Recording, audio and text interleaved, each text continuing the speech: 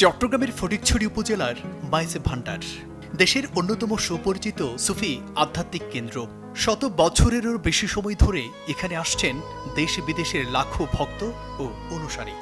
আত্মশুদ্ধি, মানবপ্রেম ও আল্লাহর স্মরণে নিবেদিত এই দরবার শরীফ আজও আধ্যাত্মিক সাধনার এক গুরুত্বপূর্ণ ঠিকানা।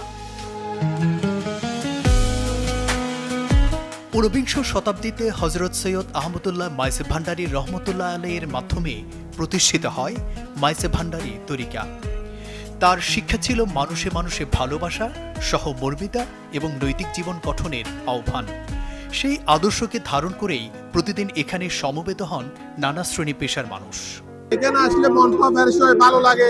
বলিয়া বলর আল্লাহর ওলি বুজুর্গ তাদের মাধ্যমে যেটা চাই এটা আল্লাহর কাছ থেকে পাওয়া যায়। প্রতি বছর ওরস শরীফকে কেন্দ্র করে মাইজে ভান্ডারের সৃষ্টি হয় এক ভিন্ন আবহ।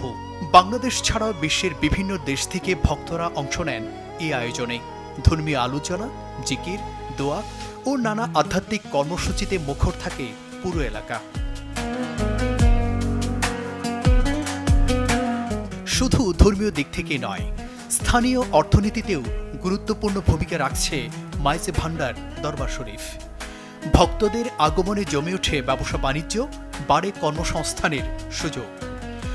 ফলে আধ্যাত্মিকতার পাশাপাশি এটি স্থানীয় অর্থনীতিরও একটি গুরুত্বপূর্ণ কেন্দ্র হয়ে উঠেছে। এখানে বড় বড় মেলা যখন হয় 22 দশমাক ওই উরুসের মধ্যে ব্যবসা বাণিজ্য একটু ভালো হয়। আধ্যাত্মিক শিক্ষা, মানবিক মূল্যবোধ আর সম্প্রীতির বার্তা ছড়িয়ে দিয়ে যুগের পর যুগ ধরে মানুষের হৃদয়ে স্থান করে নিয়েছে ফটিকছড়ির মাইজে ভান্ডার দরবার শরীফ।